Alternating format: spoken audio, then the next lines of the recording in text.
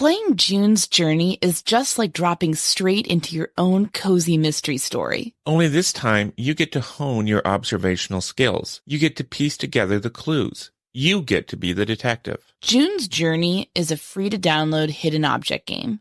You play as June Parker. She's a flapper/sleuth, and she's all about investigating mysterious goings-on in various jazz-age locales. Starting with the murder of her sister and brother-in-law, June sets off on a global quest to unravel mysteries and right injustices wherever they occur. Each level sees you picking out hidden objects. The scenes are beautifully illustrated, and the gameplay is fun and relaxing. I usually play in between tasks as sort of a way to relax and recharge. The sense of accomplishment knocking out a level or two is great. It's a way to feel like you're escaping reality and traveling back in time to the glamorous 1920s. Can you crack the case? Download June's Journey for free today on iOS and Android. Don't let the September blues get you down. Enhance your everyday with our terrific sponsor, Via Hemp. Via Hemp is all about crafting award-winning THC and THC-free gummies. We love this company because they grow their premium hemp right here on American farms. Their products come at such a great value, especially for Murder Sheet listeners 21 and older, who get 15% off their first order with our exclusive code MSHEET. Just go to viahemp.com, that's VIIAHEMP.com. When you support our sponsors, you're supporting us. No matter what you're looking for, they've got something delicious and cool for you. See, Via's gummies were each created to elicit a specific mood. Boost your pleasure, get some shut-eye, harness your creativity, experiment with microdosing. Whatever you want to do, Via has a THC or THC-free gummy for you. And it's also accessible. No medical card is required. The gummies ship legally to all 50 states. I love their grapefruit CBG and CBD flow state gummy because they help me really channel all my energy into getting productive and efficient. Well, no matter what mood you're seeking, we strongly recommend Via. If you're 21 and older, head to viahemp.com and use code MSHEET to receive 15% off. That's VIIAHEMP.com and use code MSHEET at checkout. After you purchase, they ask you where you heard about them. Please support our show and tell them we sent you. Enhance your everyday with Via. Getting the smile and confidence you've been dreaming about, all from the comfort of your home, isn't a total mystery with Byte clear aligners. Just don't be surprised if all your friends start asking, "What's your secret?" Begin by ordering your at-home impression kit today for only $14.95. Byte clear aligners are doctor-directed and delivered to your door. Treatment costs thousands less than braces, plus they offer flexible financing, accept eligible insurance, and you can pay with your HSA FSA. Get 80% off your impression kit when you use code WONDERY at Byte.com. That's BYTE.com. Start your confidence journey today with Byte. One of our very favorite podcasts out there is The Prosecutors. You can always rely on Brett and Alice to offer a level-headed, intelligent, and articulate take on true crime. Yes, we always appreciate the analysis they bring to the cases they cover and the expertise with which they discuss things. They're also just lovely people, and we really admire them. So we were thrilled when they agreed to go live with us for our Patreon. And today we're going to be bringing you the conversation that we had. What we wanted to do is kind of broaden the scope of the conversations where we're not just talking about one case, but we're actually talking about the state of true crime. This is a topic that interests Kevin and I a lot because before we became creators in this space with our podcast, The Murder Sheet, obviously, we were really very much adamant viewers, listeners, readers of different true crime content. And we care deeply about this genre. We believe in its ability to enlighten people about unsolved cases, to do public service, to allow survivors, victims, surviving family members catharsis by speaking about their situations and maybe healing from that trauma. We believe in the potential here, but we have both been increasingly alarmed to see certain happenings in the space and sort of feel that we're not necessarily as a genre living up to that potential right now. What we wanted to do by talking with two people we very much respect, Brett and Alice, was get to the bottom of what's going on and how can we all stop it or change course before this genre becomes synonymous with just harassment, bad behavior, doxing, and all sorts of other things. My name is Anya Kane. I'm a journalist. And I'm Kevin Greenlee. I'm an attorney. And this is The Murder Sheet. We're a true crime podcast focused on original reporting, interviews, and deep dives into murder cases.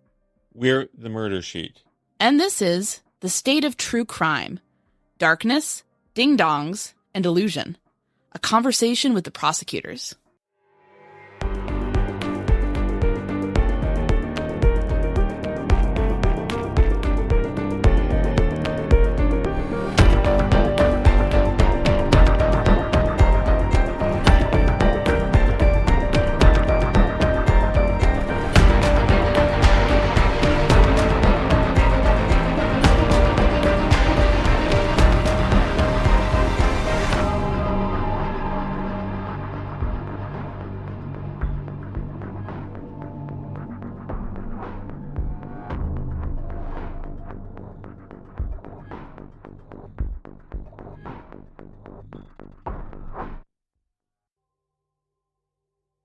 All right, we're live.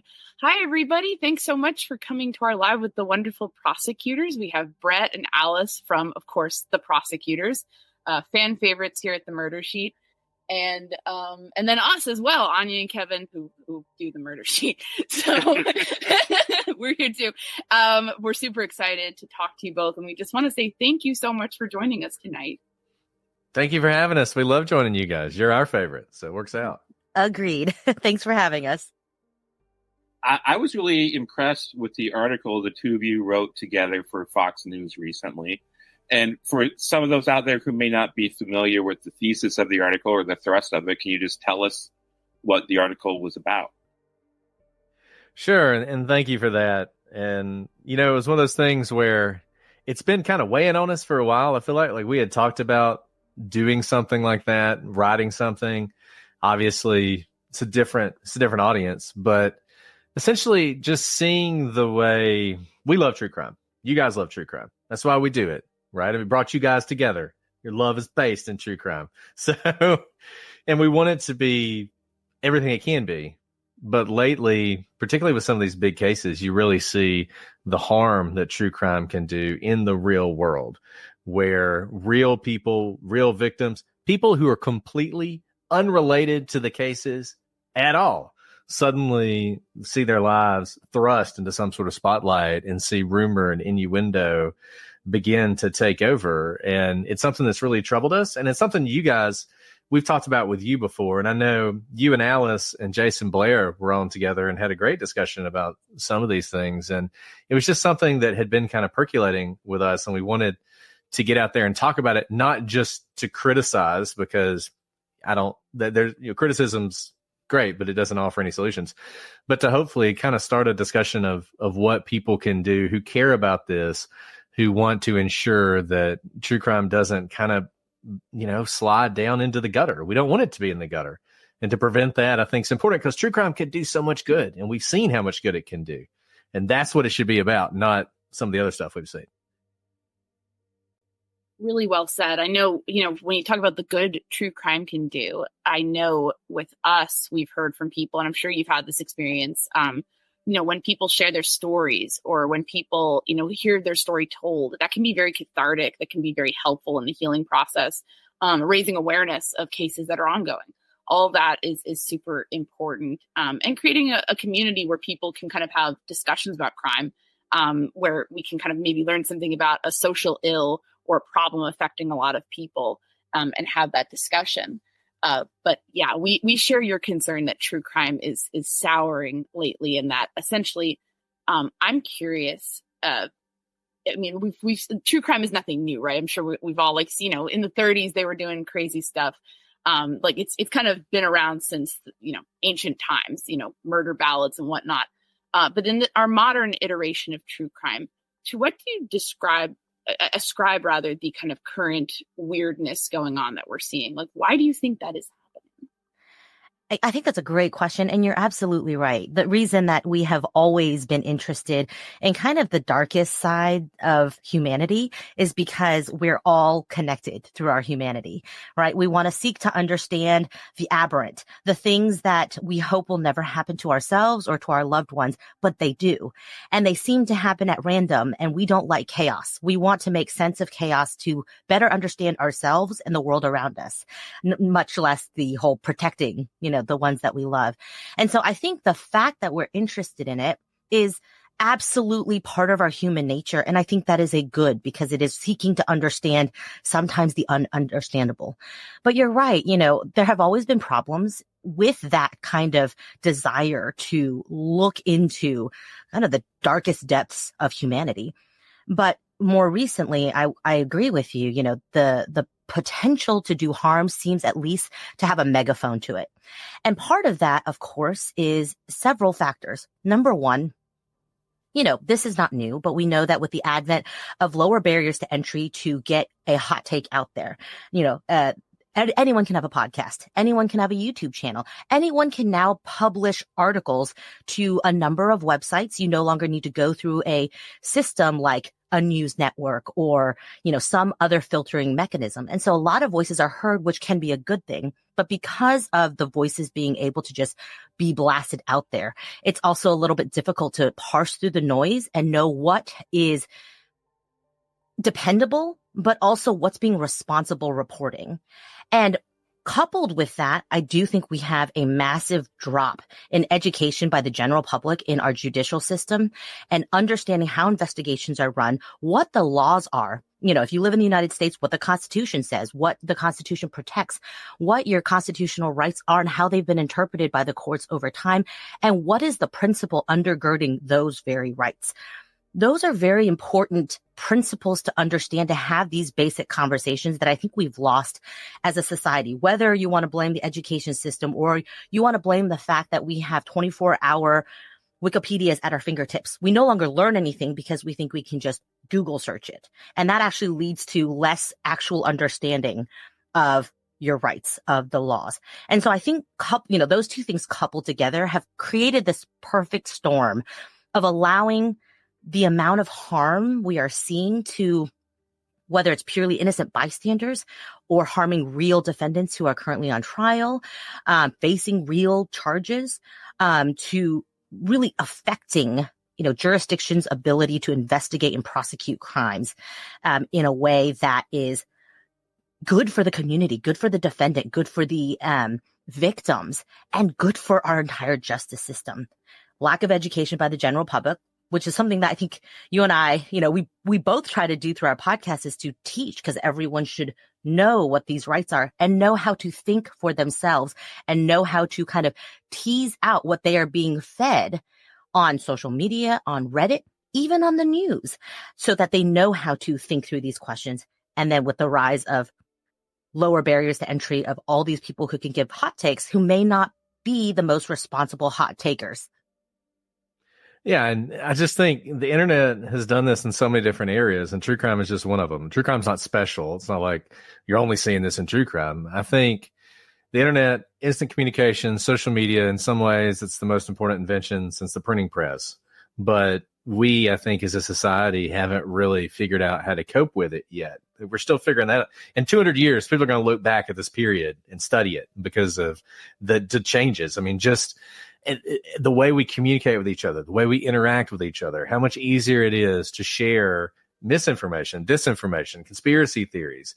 And a lot of our innate tendencies, I think, have just they've been given so much, they're hyper now, right? So we were always into conspiracy theories, and we were always into tribalism, and we always enjoyed yellow journalism, but it was limited in its reach and its scope and its abilities. But now it's not. Now all that's unlimited, and we can indulge in those, in some ways, our worst tendencies. We can indulge in them to whatever extent we want. And I think what you see is people fall into this, and it gives you a sense of belonging when you don't otherwise have one. The sort of collapse of institutions and groups you can belong to, that whole bowling alone thing, now you can find meaning in being in a group of people who believe they have the secret knowledge about this case, right? Like it's an occult thing almost. Like we know the truth. All these sheep out there think this is an ordinary case, but no, in this one, there's this conspiracy and everybody's involved in it. And only we understand that. I think that's a really powerful thing. And then, of course, just having the microphone for people who can say some really bizarre things. The Idaho example comes up a lot, where you have this poor professor who's just a professor at the school, don't even know these kids, and you got a TikToker with 100,000 followers saying, she did it, I saw it in a psychic vision, and people jumped on that. And that's sort of emblematic of where we are. It so is. I got to tell you, I think you guys are nerds. I think you'll appreciate this, hopefully. I did an article about this years ago, back when I had a different job. But my ancestor was actually executed over essentially a conspiracy theory, fake news from the 1600s. He was a Catholic bishop in Ireland. And essentially there was this fake plot where the Catholics were going to kill the King of England. And they rounded them all up over this. And so that's always kind of interested me, because you had the same thing. You had a very charismatic sort of proto YouTuber rise up and say, I know the whole plot, I'm exposing it. People loved this guy. They were like, yeah, give him money, and then later on it turned out he was like made up the whole thing. So we've always loved the sort of charismatic con man who's going to blow everyone's minds with the whole exposure of the conspiracy. But now everyone truly does have the potential to become that, as long as they have a computer or a phone and the ability to go live. So it's very interesting. One thing you mentioned is that, even watching the media, people can kind of come away with the wrong idea. How has the traditional media played a role in this current environment? I think we both have some takes on that from our experience at Delphi, but I'm curious, as you guys are looking at that, what is happening where we're not seeing people just get their answers from where they normally would: newspapers, television stations, local, national press? I think the consumers have really fed this problem. We want answers right away. So where do most people go right now when something happens? They go to Twitter or they go to Reddit. They don't actually open up the newspaper because there's not enough time to do investigative journalism. It's not even a word.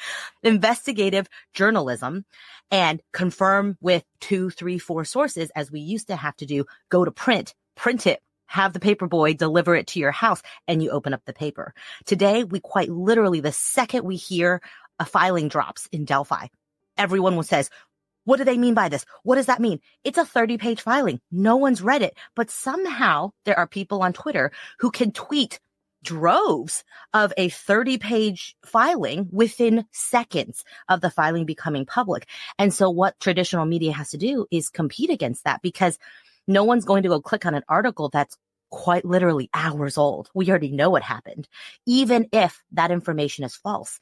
And so in a lot of ways, I feel bad for traditional media. They have to jump in the fray or be left behind completely. And when you jump in before you've had a chance to do any sort of research or even reading of the document, you're going to have misinformation.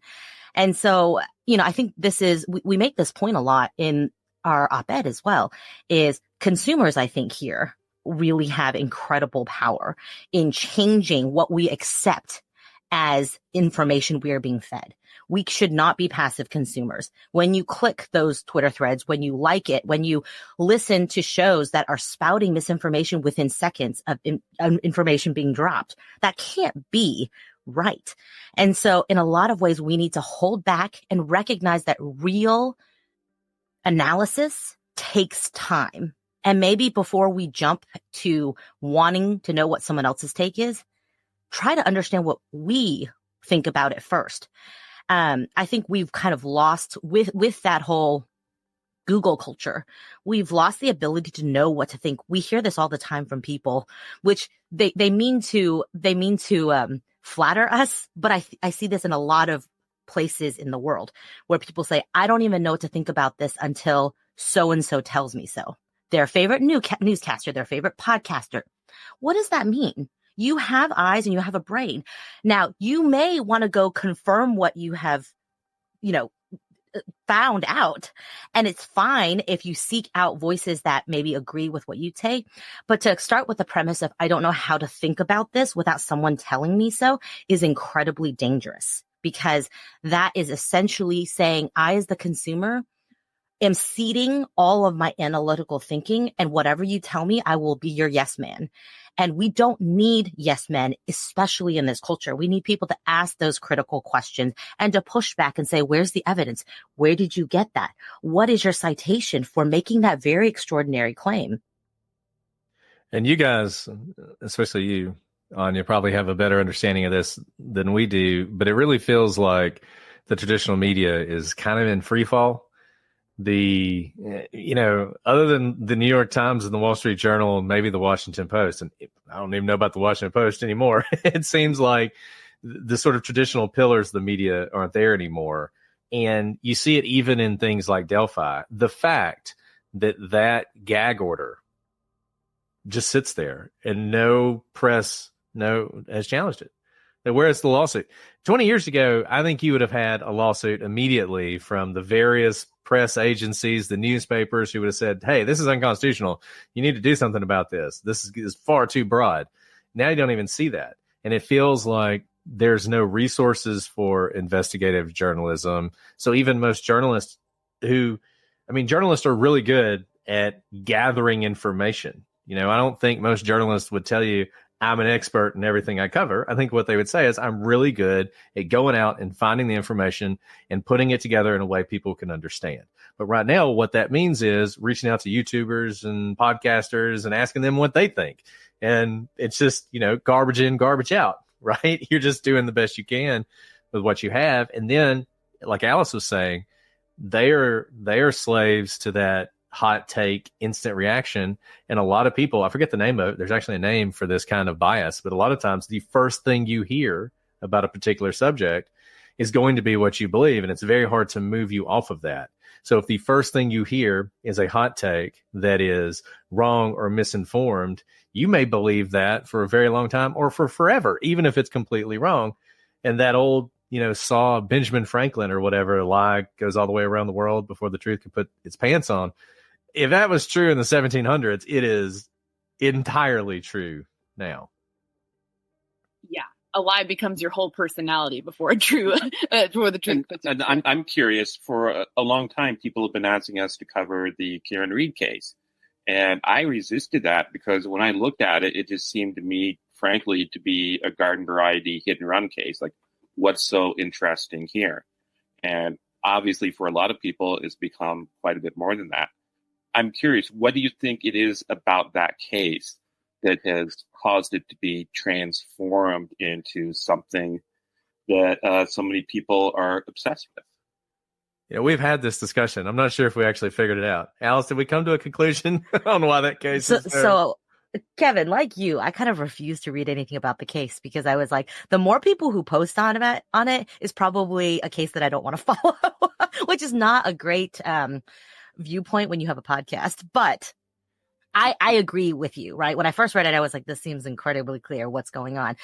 But a couple things, like we said at the beginning, people love a good conspiracy theory. And when it is complex and it involves every single person in Canton, Massachusetts, it's so amazing that you want to believe it, right? I mean, imagine it's like the greatest heist of all time. It's a great movie, right? It's like Ocean's 11 times a million. The Karen Read story. That's what it is. We go pay, production studios to make those movies. And here we have it in real time for free, live stream 12 hours a day with, testimony all the time.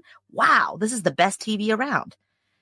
Unfortunately, we know that this is real people's lives. All those people I said that had to be part of the conspiracy, every person's life and their loved ones are being dragged into this right now. And so I don't have a good answer for why this case caught fire, except media had a lot to do with it. Also, cameras in the courtroom. Look, I, especially as a podcaster, love cameras in the courtroom because I don't have time to go around the country and sit in courtrooms all day to listen to different cases that I want to cover. So I do personally love it.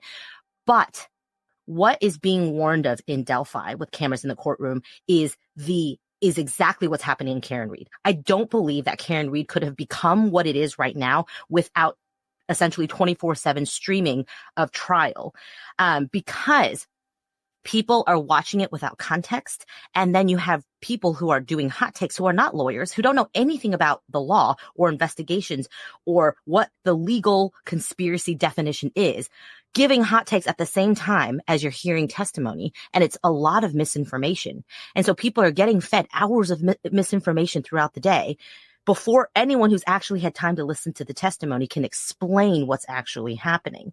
So this is a real tension with the cameras in the courtroom thing. I believe in open courtrooms. I absolutely do. I believe that the public should know what's going on in these courtrooms. But because of cameras, you are always going to have people who are going to play to the cameras, not to the jury. And we are seeing that in multiple cases. And I think Karen Read is definitely falling victim to that exact ploy. Yeah, and I'll add two things. Number one, I think Alice gives too much credit to some of our lawyer friends, because there are plenty of people in the Karen Read case and other places who should know better and do know better, but also understand that the way to get those sweet, sweet clicks is to get into the conspiracy and talk about the conspiracy. That's the way you get people to listen to you. And I think, as we talked about in that article you mentioned, consumers have a responsibility, but creators do too. And I think they need to feel the impact of what they're doing. Karen Read is a great example. You know, if Karen Read is guilty, or if it was just some random accident, you know, John slipped and fell and hit his head on the flagpole and died, then you've got 11, 12 people who were in that house who have been harassed for over a year, called murderers, including people who were 17 or 18 years old at the time. The Canton Police Department, State Police Department, firefighters, all these people who have been labeled as murderers and accessories to murder. And that should be a big deal. We do a really good job, I think, in this country of trying to reinforce the idea that you're innocent until you're proven guilty when you're someone that the state is accused of a crime. But for some reason, we don't give that same grace to other people who are around. People have no problem saying all sorts of terrible things about Jen McCabe. And Jen McCabe, maybe she's involved, or maybe she's just a random person there. She's certainly not the person who's been indicted for the crime. And that sort of weird dichotomy is strange to me. The other thing, and we talk about this some too, people in law enforcement have a responsibility as well, because one of the reasons these conspiracy theories take hold is because of actual improprieties by the police, corruption by the police, things that the police have done that allows these conspiracy theories to take hold. And we talk about this when we talk to officers, which we have the opportunity to do too on occasion, is how critical it is for them to always act professionally, honorably, and ethically, because if they slip up, it's not just going to be their case that suffers. It's not just going to be their career that's impacted. It's everyone they work with, and it's the entire justice system. So there's a lot of blame and responsibility to go around in these cases. And I think it takes all of this coming together to create that perfect storm. I just think you're seeing more of those perfect storms lately, because the media environment we live in allows us to more easily bring all these elements together and create them.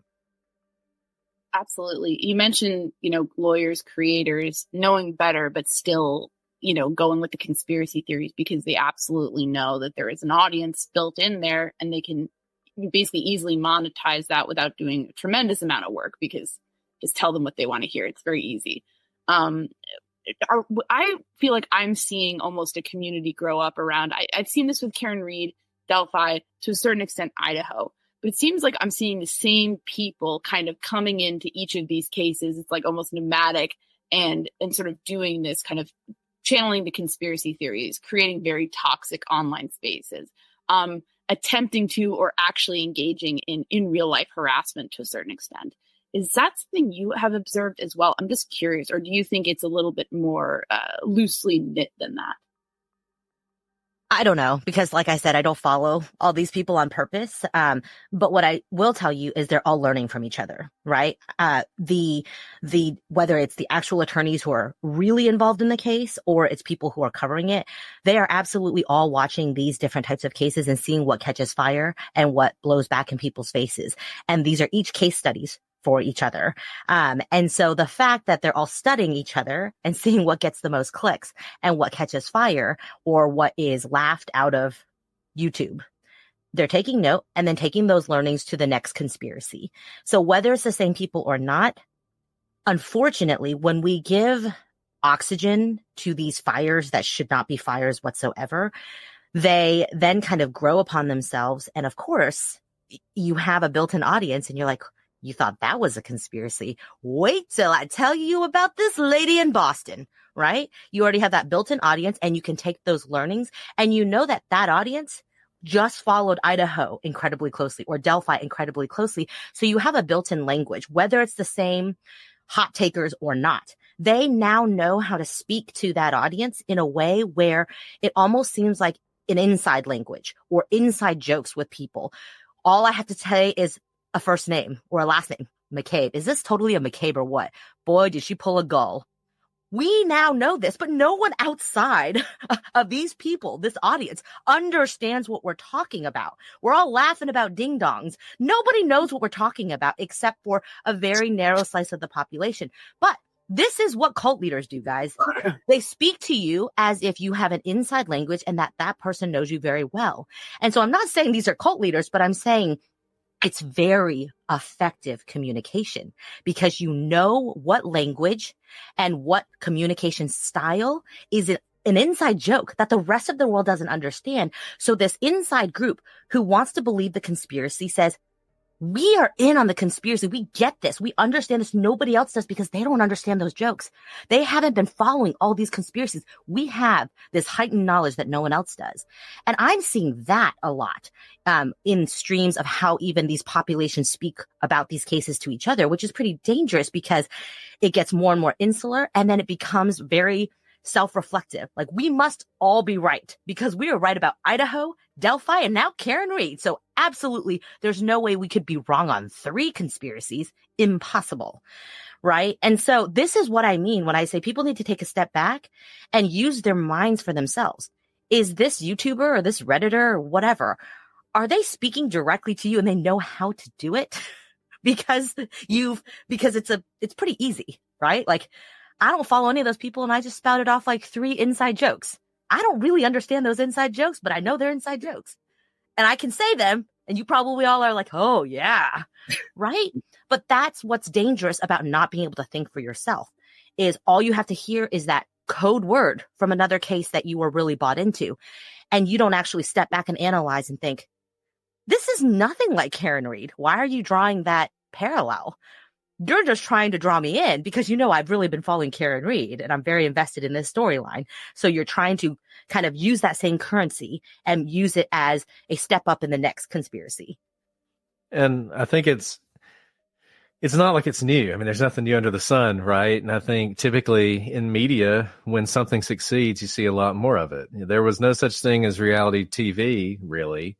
And then Survivor comes along. It's a huge hit. And then for a while, everything was reality television.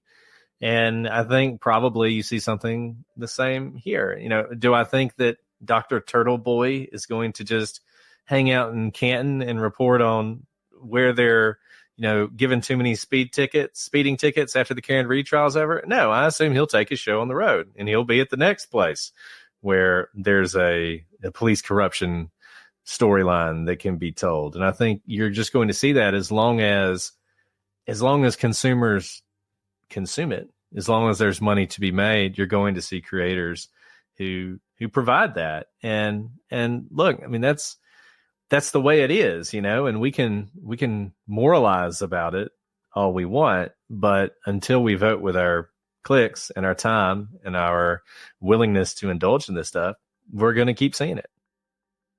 And sometimes people tell us, oh, well, I watched this, insane YouTuber, but it's just for fun. I know that they're not trustworthy, but it's funny to me.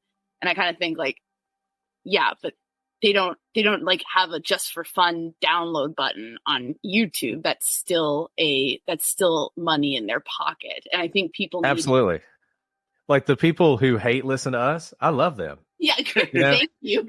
Right. When people make some snide comment about how much they hate our show and then specifically reference something from like minute 56, I'm like, thank you for listening. Like, I am, I don't care if you all hate us, right? I mean, but here's also the truth that we all know, right? Like, I'm no psychologist, but what you fill your mind with, even if it's all in jest, becomes part of like the essence of how you view the world. So if you're watching satire all the time, like that actually takes root, and it seeps in. And really what it is, let's say you do listen to it just for jokes. What you're doing is desensitizing yourself to the absurdity. And so, what that does is when you hear an actual absurd argument, you've actually listened to absurdity all day for 12 hours. So what's so absurd about this other thing that's happening? And so even if you don't buy into what you say you're listening to at that moment, what it's doing is changing your entire perspective of how you view absurd arguments. And look, you got to be careful, because I feel the pull of that because I love conspiracy theories. I love them. I love watching YouTube videos on how the moon is hollow and the aliens built the pyramids, and we went to the moon, obviously, because only a moron would think we didn't. But the reason we didn't go back is because of the aliens we found on the moon who scared us away, right? Like, I love that stuff. But Alice is right. If you aren't careful, all of a sudden you start thinking, I don't know, maybe there are lizard men running the country from an underground bunker in the Denver airport. And you have to be careful. And as we've been saying, the more you listen to it, the more you consume it, the more of it there's going to be. Yeah, that's absolutely correct. I'm the same way. I love conspiracies. I love the ancient alien stuff. But if you play with matches, you need to know the dangers of what you're doing. And I think this sort of thing is ultimately dangerous. I worry that, for one thing, it erodes people's faith in prosecution, law enforcement. And at the same time, I also worry that it makes people blind to the real imperfections of what goes on in prosecution and law enforcement. Because prosecutors, no offense, aren't perfect. Police aren't perfect. And there are some bad things that happen. And I feel like we pay less attention to those things when we're imagining extravagant multi-person conspiracies in a hit and run that didn't happen. Yeah. Actually, we were talking with Jason Blair the other day, who's awesome, and we all know him. But he made some very good points about, like, when we are all trying to put out the fires of conspiracy theories, lesser known cold cases, like smaller cases that need people talking about them, sort of get ignored, because it's like everyone's trying to deal with, either, capitalize on some nonsense or trying to put out the fire there. And it's bad for the genre as a whole. One thing, speaking of the attorneys, since I'm the only non-attorney here, I want to ask you guys, this is something I kind of yelled at Kevin the other day, like not yelled at, but like, in a very loving way. I was like, what are the bar associations doing with this stuff? When they're seeing this, when they're seeing these defense attorneys, mug for the cameras, but not only, I mean, that's as old as time, but when we're seeing them literally like work hand in hand with bloggers to spread misinformation and leak information, then like, what is being done about this? What could be done about this? I feel like the legal communities are currently they're sleeping at the wheel. I think, in my view, but I'm a non-lawyer, so I can't. No, that's a great question. And I hope all the bar associations out there heard what your constituent is saying. What the heck are you doing? Here's the sad part. Okay. Bar associations truthfully came together to keep out other lawyers from the profession so that lawyers who are lawyers get to make more money. Let's just say what no one is allowed to say out loud, right? They are not the medical board making sure that we actually know how to practice law. That's not what a bar association for. I'm really sorry, the bars I'm a part of, please don't kick me out. That is just truthfully why bar associations exist. With that said, historically, bar associations, though, you do have to sign all these oaths and they are keepers of all the complaints, and bar complaints are real things and they really do investigate them.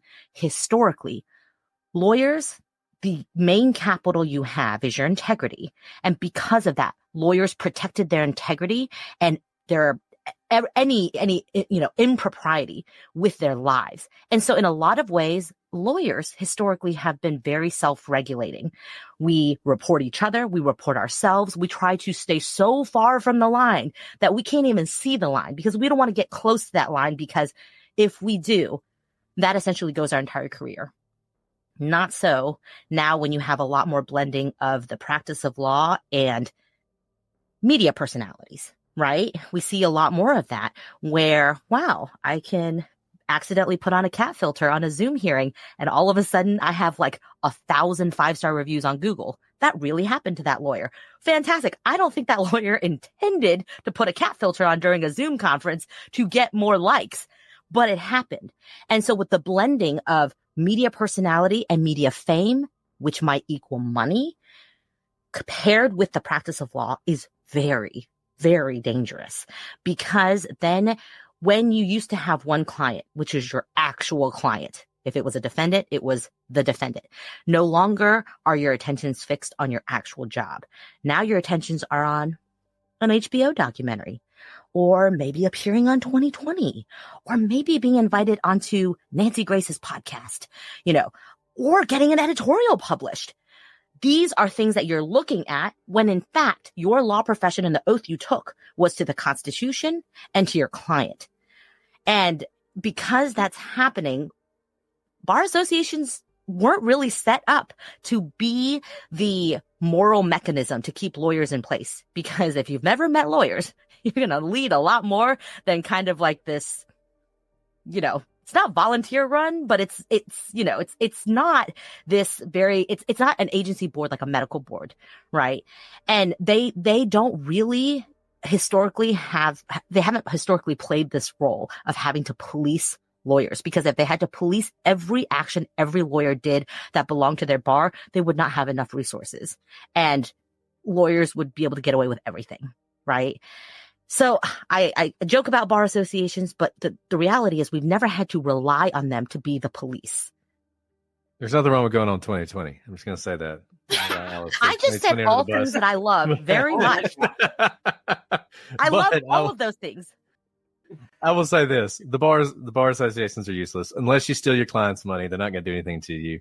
And every lawyer wants to be F. Lee Bailey or Johnny Cochran. And it used to be, the chances of doing that, it had to be you caught lightning in a bottle. But now, once again, it's possible to be on some lady gets mad at her boyfriend and hits him in the snow, and all of a sudden you're on national television as you're coming from California as a defense attorney to be her lawyer, and you're on TV all the time, and who knows what kind of name you're going to make for yourself. That guy, Alan Jackson, I had no idea who he was when he was representing Harvey Weinstein, which was probably a pretty big deal for him. But now all of a sudden he's representing Karen Reed, and everybody knows who he is. And that's just, it's very tempting. And why wouldn't you want to be a part of that? Why wouldn't you want to be able to just, put it in the best light, to show how good a lawyer you are, to show what you can do, to show what a great defense attorney you are in a very difficult case. And I think that's probably what he tells himself while he's doing that, but he's certainly reaping the rewards of it. And, will there be a Netflix documentary on this case, an HBO documentary? Absolutely. I have no doubt there will be. Just like there was with the Murdaugh case, just like there was with the Dayball case. I mean, all these cases that you see rising up and becoming so famous, there is a real interest there. And what's interesting about it, I think, for the legal profession is how it affects the role of the lawyer. Defense attorneys pride themselves on the thing that matters the most to them is their client and their client's best interest, and defending their client's rights and their constitutional rights.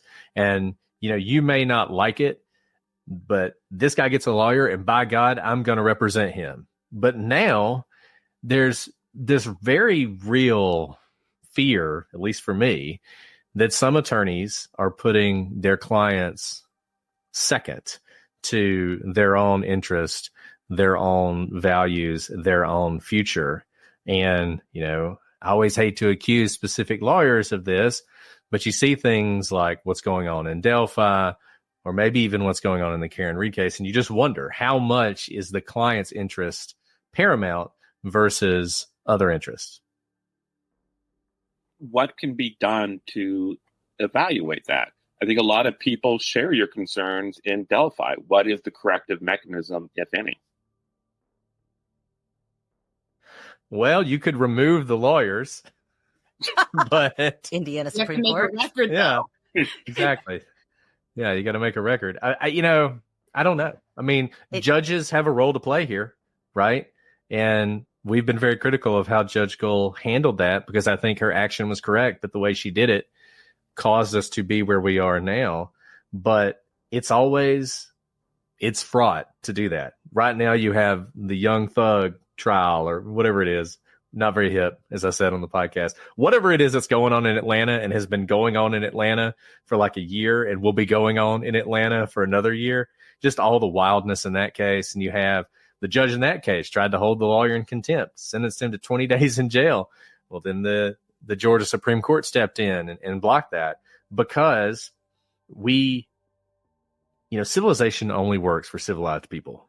And when you have people who don't want to play by the rules, it's really easy for them to gunk everything up. And I think you're seeing that in Delphi, and I think you're seeing that in other places where lawyers are doing things that there were just unwritten rules you didn't do. Is there anything that stops the lawyers in Delphi from filing the same motion essentially over and over and over and over again? Well, no, except you just know that when the judge denies your motion, now you have an appeal issue, but you don't turn around and file version 4. But that's what they're doing. And how do you stop them? And then the judge feels like she has to respond to every one of she is going to have to write something. Just imagine this. Think about this for a second. A judge on a double murder case is going to have to sit down and write an opinion that will be filed on the docket for all time, explaining why she did not violate her oath of office when she called the prosecutor a ding-dong, but did not call the defense attorneys a ding-dong as well. Just imagine that for a second. That's where we're at. Your tax dollars. All of you should be incredibly offended because this is not the only case she has. She has hundreds and hundreds upon cases, and she's also the chief judge and administratively running a court, which is, has civil and criminal cases and whatnot. I mean, this is why it's infuriating as attorneys to watch what's going on, because anyone who's practiced law, or you don't even have to practice law to understand that a lot of this shouldn't have to be said, right? We don't live in a society, not just in the law, across the board, but we are a common law system for a reason. We don't actually all want everything we are supposed to do and not supposed to do bulleted out in life. Do you walk out of your door with a bullet list of can walk to car, open car door with left hand, do not open car door with right hand, make sure, do not scratch keys across tires, no, you don't have a list of every single thing you can't do because you can't possibly do it. That is ineffective. It's inefficient. And that's exactly, we're getting into a world where people are saying, well, show me where it's written. We don't have to. Why do I have to tell you, not to do X, Y, and Z? Because everyone knows you don't do X, Y, and Z. That's not the type of society we want to live in because we would get nothing done. Double homicides, any homicides would never be prosecuted because we'd have to sit around and write orders all day long about the use of the word ding dong, which actually has nothing to do with the defendant or the victims. Take a step back. Does that have anything to do with the defendant charged with a double homicide or the victims in this case? None whatsoever. But here we are all talking about ding dongs. And that is a travesty. So yes, they could be removed. So because they are operating within a system that was meant to work without these types of actions, honestly, the only thing in our power, which is incredibly powerful, is what you choose to consume as the consumer, what you click on, what you choose to share among your text threads, what you spend your money and time imbibing in. It matters. And so if that's as little as I refuse to click on that YouTube video, or I demand to read what I'm being told is true, do as little as that, and it will transform the world. It truly will, not just in the realm of true crime. I think if all of us did that in any type of news, it would transform the entire news cycle.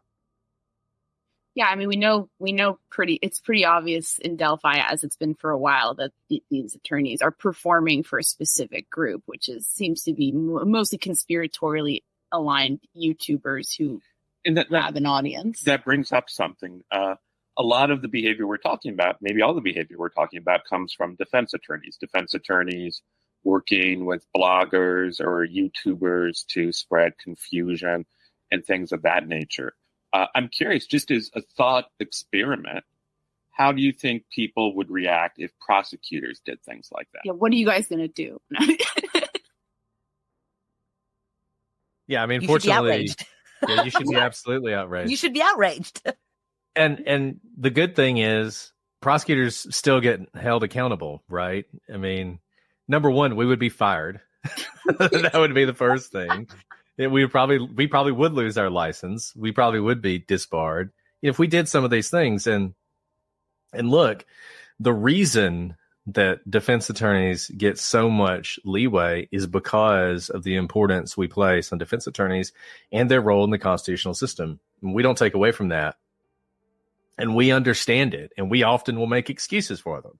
You know, I've made excuses for the attorneys in the Karen Reed case. A lot of people don't like that, but I mean, they are defending their client, right? And it's really hard. It's really hard to put ethical limitations on a defense attorney because you're concerned about going too far and impacting the defendant's rights. Why are the Delphi lawyers still Richard Allen's lawyers? Because the Supreme Court of Indiana was terrified that if they removed them, it would create a structural error in the entire case because of his right to choose his attorney, to the extent that even exists in this kind of situation. And so they were just terrified of that, and the judge didn't make enough record, and so they said, hey, we're not going to do this. And it's really, really hard to do that. And, you know, I can imagine sort of the ethical quandary for a defense attorney. And if you're a defense attorney and you think your client will win if you can get someone to post a blog about how your client was framed by the police, if you know that will help vindicate your client's rights, do you do that or not? I'm not a defense attorney, so I don't know if they have these difficult discussions or if this stuff even comes up. For prosecutors, we talk about it all the time because there's just a very real feeling that given our very different position in the constitutional system, that we have to hold ourselves to a higher standard to ensure that we don't put innocent people in prison. Defense attorneys, obviously, they don't have an obligation to only defend innocent people. Quite the opposite. So that is a really difficult question. It's one that I don't have the answer to. And like I said, I don't know if defense attorneys struggle with this kind of thing or not. I think one also issue that compounds this is that I don't think a lot of courts are equipped to deal with this. I mean, not universally, but there are a lot of judges who are older. And if you tell them, hey, this Twitch streamer is going crazy and saying the courtroom should be shot up, what's a Twitch? Like, what is that? You know, you have this situation where there's a disconnect, I think, generationally. And, you know, I think the same goes actually for things like online harassment. That's typically not something that, you know, can necessarily law enforcement can do a lot about, legally speaking, but it can have a real impact on people's lives. I don't think our laws have caught up to the realities of the internet or our legal system's understanding of the impact of the internet. And so to quote Jason again, we were talking about this the other day. He made such a good point about how, like, you do have a situation where judges will do things like gag orders because, like, maybe that'll stop it. And that only muzzles the traditional press because the traditional press says, well, we can't talk to anyone. Bye. And, you know, the YouTubers and the people who are just making stuff up online, I mean, they've never had an obligation to anything. So they become the loud voices as the press retreats. And so I think, I don't know, I'd be curious your take about that. I feel like there's not really an understanding of what's coming. And I think we're only really, unfortunately, seeing the beginning of how chaotic this is going to get before people start hopefully taking it seriously. So I will go so far as to say, yes, I agree with everything you said. I agree that, you know, gag orders had something else in mind and it doesn't really address kind of all the mediums of hot takes today. But I will go so far as to say, there is no law or set of regulations that can catch up to deal with what we're facing today. And that's because we have the First Amendment. We all do have the right of free speech, and that is a beautiful principle of our country. And we both have podcasts because free speech exists. And it's amazing that no one gets to tell us what we think. But isn't that ironic that because we are provided this right where no one gets to tell us what we think, we seek out people to tell us what to think all the time. And so I don't think there actually is a law that can squarely address what you're talking about, which is why it goes back to a culture and a society, and there has to be self-regulation, whether it's by professions. And if you are someone who has an audience, you have a profession now. If you have a Twitter handle or a TikTok handle, no longer are you just some person on social media. You have a responsibility. And the sooner we are able to convince people that they have a responsibility, that they have to self-regulate, and I don't know that will ever happen because you're always going to have bad actors. This is a very difficult problem that you've put your finger on that I don't know how to solve. And in some ways, our Constitution is built so as to not solve it in a way. We've always allowed unpopular opinions to be said. And I don't think the answer is to shut down conspiracy theorists or anyone who I think is wrong, because who decides what's right or wrong? That's a scary world to be in. And so though we've been on the side of, all this irresponsible reporting, I am also completely for free speech and recognize that the way to fix it is not to gag them all. Because if you were to do that, then you actually have one controller of people telling you what to think, which is what we don't want. So I think this falls back a lot to changing the entire culture around who has to self-regulate, which should be everybody. And also that consumer culture we were talking about before. Yeah, I think the courts should actually get out of it entirely. Gag orders they're barely constitutional at all. They're only constitutional because there was a feeling, it was after, I believe, the Sam Shepard trial, that we have to have some sort of restrictions on the press and on participants speaking to the press to ensure a fair trial, to ensure an unbiased jury.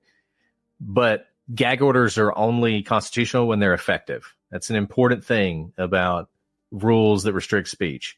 If they don't work, they're actually not constitutional anymore, because the only reason they're constitutional is because of whatever benefit you get from them outweighs the restriction on your speech. Gag orders are worthless. All they do now is restrict people like the family in Delphi from speaking. They don't restrict anybody else. They certainly are not stopping a jury pool from being tainted by the coverage in the Delphi case. I think gag orders should just go away altogether.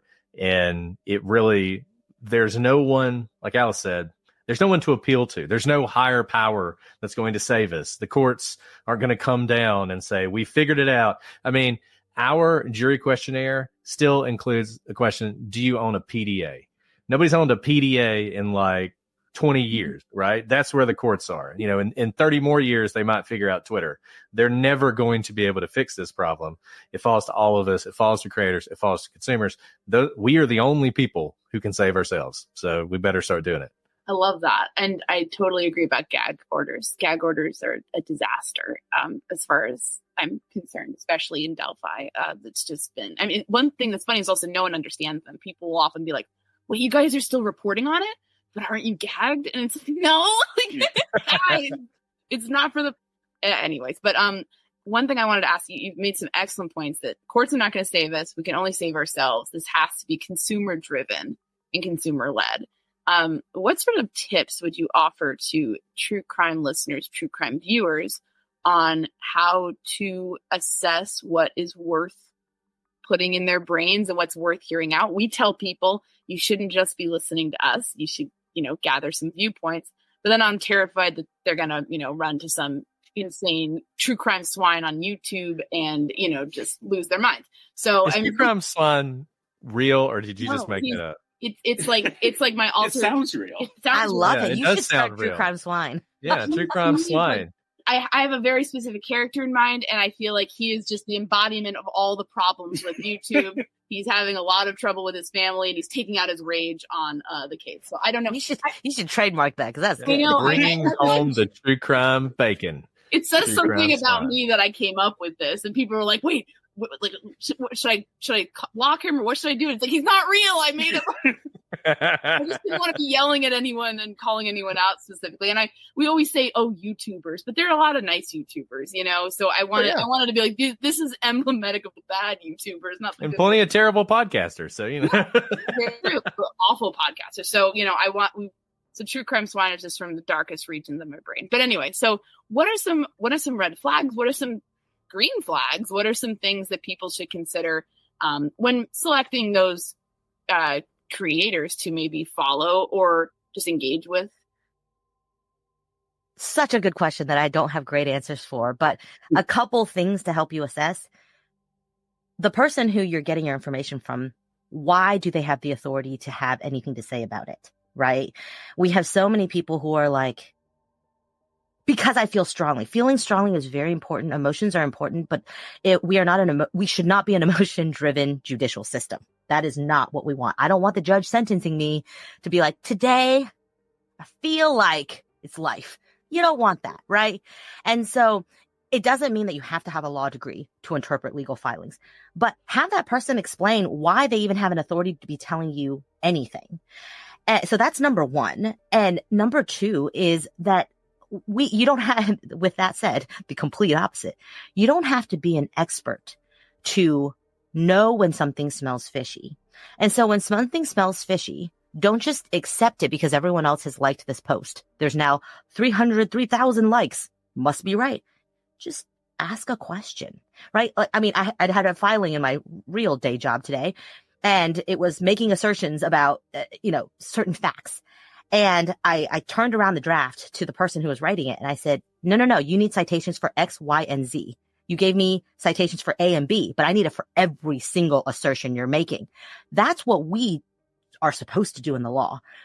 That we have gotten to the point now where no longer do we no longer even cite things. We don't even ask where people draw their conclusions from, right? You can draw your conclusion and it can be your opinion, but tell me what your opinion is based on, because then I can assess. This is what we do in peer-reviewed articles, right? Then I can look at your list of reasons and say, okay, I take your 1, 2, and 3. I take issue with your 4, 5, and 6. So what does that mean for what I actually think about this? So I would say demand more from those who are telling you things. Ask them to show you the goods. Show me the math proof. How did you arrive at the end? Don't just give me the answer. Show me exactly in the text or exactly within the law or the trial transcript or the testimony where you are drawing that conclusion from, so I can assess if it is a factual statement you are making or your opinion and interpretation of a factual statement, which might not actually be factual, right? And so no longer be a passive consumer, but we consumers are supposed to be active. So be those active consumers. Yeah, and I would also say, to harken back, we're going to talk about the First Amendment a lot. And, there's viewpoint neutrality. To me, it's not about their viewpoint. It's not, well, that person, in fact, it definitely shouldn't be this. Well, that person, they disagree with me. They think he's innocent and I think he's guilty, or vice versa. It's about the way, or at least one red flag, asking for red flags, vitriol and hatred. If you have somebody who is telling you that you should hate someone for their views, that is telling you, that people deserve to die. I mean, these are pretty low bars, but these are things we see. What is it about this Turtle Boy character that is so troubling? It's not that he thinks Karen Read is innocent. It's that he goes to people's kids' sporting events and shouts "cop killer" at them. It's that he's done a lot of things I'm not going to mention on this channel. Some of them pretty disgusting, but that is the problem. And if you see people who trade in that, who trade in hate, who trade in division, who want you to not listen to other people because those people are evil and you shouldn't even give them the time of day, that's going to show you something. Now, that's different from righteous indignation. You can be righteously indignant. You can point to something someone does and be deeply troubled by it and criticize it. I struggle with this with the Delphi attorneys because at this point, I really do not like them. Like, I have reached a point where I have personal issues with them and how they've conducted themselves and what it says about the legal profession and what it tells people about the justice system. But we try and focus on the things they actually do. And the things they actually do are bad enough to not attack them personally. I don't know anything about them personally. I don't care to know anything about them personally, but their actions in the case are problematic. And I think if you weed those people out, you'll go a long way to avoiding some of the worst stuff. If you have people who are accusing random people of a crime, that's a bad sign. Go back to the Idaho case. If someone's telling you I had a dream or a psychic vision that this person who you've never heard presented as a suspect did it, that's a problem. If you got people in Delphi who were saying, well, it's obviously this guy, because I've looked at them side by side and they look very similar and we should show up at his house and protest.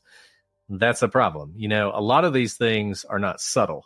If we could get to the point where we only had to worry about the subtle people, we'd be much better off. Yeah, that would be nice. I think what you said, I think it sounds like such a low bar, and most of the people watching this probably are like, well, I would definitely not watch that. But I think, unfortunately, things have gotten so toxic that is an important cutoff. I'm curious, to completely switch and to be Pollyanna optimism over here. Pollyanna. Oh, that's good. Good. Heaven's You like, guys that's are not killing real. with the puns tonight. We call each other all sorts of weird things. So, but I think, I'm curious what gives you hope going forward about true crime, about how this genre could not drive itself off a cliff or be a force of, some positivity in the world. Are there any things going on in the space or that you're working on that sort of give you some of that optimism? Absolutely. Because the great news is the bad actors, they're just the loud ones, but they are not the majority. We say this about police conspiracies all the time. There are bad cops, but hearteningly, having worked with many, many different jurisdictions, that the bad actors are small, percentage of the whole. And the majority of people in the true crime space, I truly think, want to help victims, want answers, want to highlight stories that maybe traditional media doesn't have time for in their, news cycle. And we see great things every day. Just yesterday, we had, Kristen Middleman from Optimism on our show, where as we were interviewing her, they were literally solving cases in real time. People in the back were like high-fiving each other because they just identified like this murderer, right? Real good is coming from it. And it's coming because we do have responsible reporters. We do have family members of victims who will not stop until there is justice for their loved ones. And it is a beautiful thing that we have so many voices, because there are so many voices out there now that cases should be able to be covered. You don't have to be the John Benet Ramsey of cases to be able to be covered now. That's amazing that we are able to do that. And so I agree with you. I want to hold on to that positive, because true crime will not go away. I don't think it should go away. I want crime to go away. If that went away, that meant true crime went away. But unfortunately, we live in a fallen world. As long as this world exists, there will be true crime. And I think it is a beautiful part of the community to want to come together. All of these people here in this chat, watching this live right now, in different communities online, who have found each other across the world, joined under a banner of helping a particular victim, is beautiful. Isn't that humanity at one of its best? I mean, truly, it is the love your neighbor as yourself mentality. And I believe in that. And I think that love and that kind of humanity will rise above all of this junk. Because the thing we know is that the viral and the cheap and the fleeting, they don't endure. Dust to dust. It will be gone. It will not carry over, because people will tire of that conspiracy. They'll move on to the next thing. There's no enduring power, but truth always has power. And so I do believe that, time will tell. It always has, and it always will, and it will endure here. And so those of you who are in it for the right reasons, those of you who are content creators who are taking the long road, reading those, 100-page documents and taking your time to put out good content, I truly think that you will be the voices that will endure when the fire flames out quickly in a lot of kind of these bad actors. Alice, that was beautiful. Thank you. That was terrific. That was inspiring. I'm sorry. Can you beat that? I'm a Pollyanna too. I can't help it. No, this is why Alice always speaks last. This was a lot of fun. Thank you so much for talking with us. Our traditional last question is, was there anything we didn't ask you that you wanted to say or talk I mean, after what Alice just said, I got nothing. about? Well, thank you so much. No, I really thank you guys for doing what you do. The great thing is, to be on this positive note after we just spent an hour talking about the doldrums, is the bar can be set and it can be raised by each other. And people, once they hear good content, the good news is you don't have to be told what the red flags are. It becomes part of you. And good content creators raise the bar for each other, and let the low bar be there. We can be so far from it. It doesn't matter. And so thank you for being that for us too. We love the way you cover things. We love, the way that you treat other content creators as well. And so just as a kind of a positive for all the people, it's not a losing fight. I think it's a absolutely winning fight in the long term. I love that. We appreciate you guys so much. Yeah, you guys do such great work. Honestly, you're inspirations for us, the way you are able to kind of just analyze these cases and bring clarity in a very accessible way. I think it's just, we've always admired you for that, but we also admire you as lovely people. So thank you so much for taking the time to chat with us. And we'll talk again soon. Yeah, I'm sure we will. About some other crazy stuff. Yes. Thank you, guys. Anytime. All right, Sure. thanks. All right. Bye. We want to again thank Brett and Alice for taking the time to speak with us. They are wonderful people, as Anya said at the top of the show, and their podcast is one we highly recommend. I actually recommend both of their podcasts because they have two. They have their main program, The Prosecutors. They also have another program called Legal Briefs, and both of them are well worth your time. Thanks so much for listening to The Murder Sheet. If you have a tip concerning one of the cases we cover, please email us at murdersheet@gmail.com. If you have actionable information about an unsolved crime, please report it to the appropriate authorities. If you're interested in joining our Patreon, that's available at www.patreon.com/murdersheet. If you want to tip us a bit of money for records requests, you can do so at www.buymeacoffee.com/murdersheet. We very much appreciate any support. Special thanks to Kevin Tyler Greenlee, who composed the music for The Murder Sheet, and who you can find on the web at kevintg.com. If you're looking to talk with other listeners about a case we've covered, you can join the Murder Sheet discussion group on Facebook. We mostly focus our time on research and reporting, so we're not on social media much. We do try to check our email account, but we ask for patience as we often receive a lot of messages. Thanks again for listening. Beat the summertime sluggishness and enhance your everyday with our wonderful sponsor, Via Hemp. This is a company that crafts award-winning premium THC and THC-free gummies with high-quality hemp grown right here on American farms, all for an excellent value, especially for Murder Sheet listeners who get a special deal. If you're 21 or older, you can experience it for yourself and get 15% off your first order with our exclusive code MSheet at viahemp.com. That's VIIAHEMP.com. Each of Via's gummies is crafted to give you a specific mood.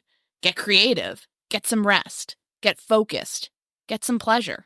All with Via's delicious gummies. No matter what you're looking for, Via has you covered.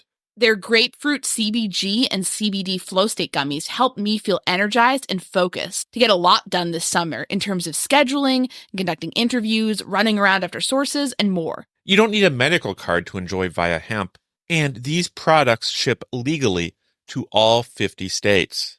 If you're 21 and older, head to viahemp.com and use the code MSheet to receive 15% off. That's VIIAHEMP.com and use code MSheet at checkout. After you purchase, they ask you where you heard about them. Please support our show and tell them we sent you. Enhance your everyday with Via.